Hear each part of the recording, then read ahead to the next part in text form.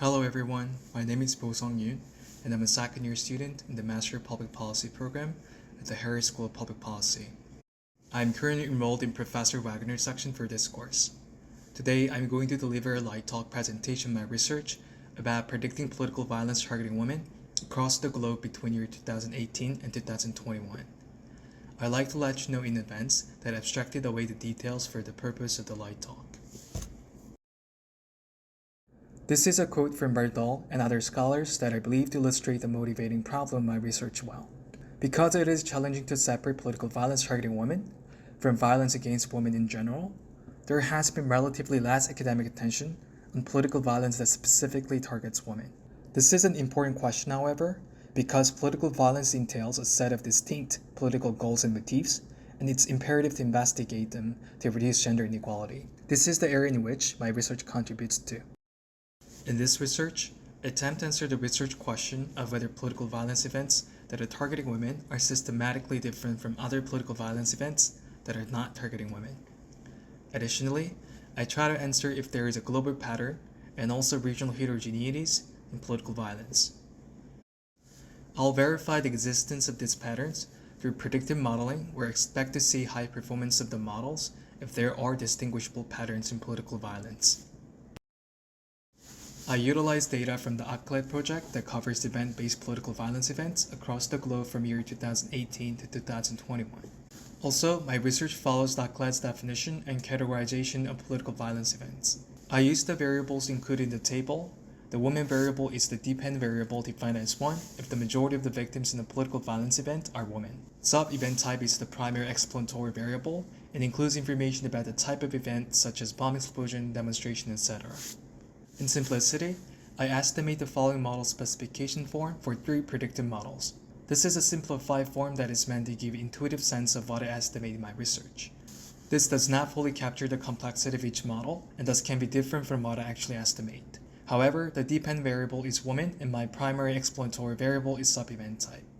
I am also interested in knowing how the identity of actors affects the outcome variable. Other variables such as fatality, year, and country are going to be used as control variables. To do so, I first divided the dataset into 80% training data and 20% test data. Afterwards, I applied the synthetic minority oversampling technique for political violence events that are targeting women to overcome class imbalance issue. I performed 5-fold cross-validation for logistic, lasso, and random forest models where the relevant parameters have been tuned based on the cross-validated ROCAC metric.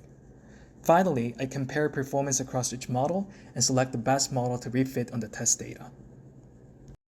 The table on the left is the average accuracy rates, and the table on the right is the area under the curve for each model. Based on the best performing model, the model shows over 70% of accuracy rates for 6 reasons out of 8 reasons in total.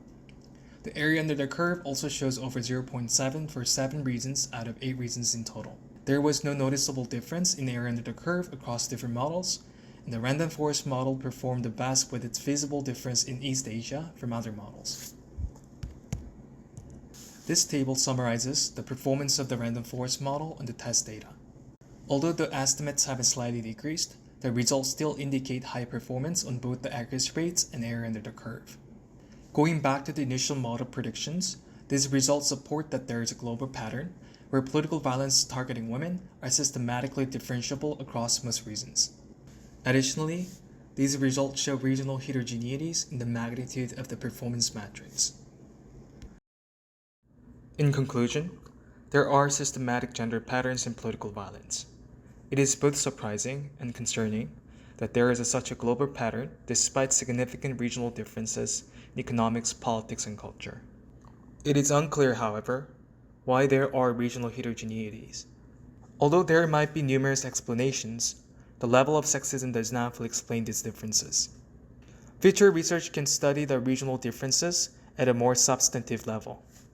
Finally, there is a limitation in this research. The data used for this research is based on the reported incidence of political violence events, and thus can suffer from underreporting.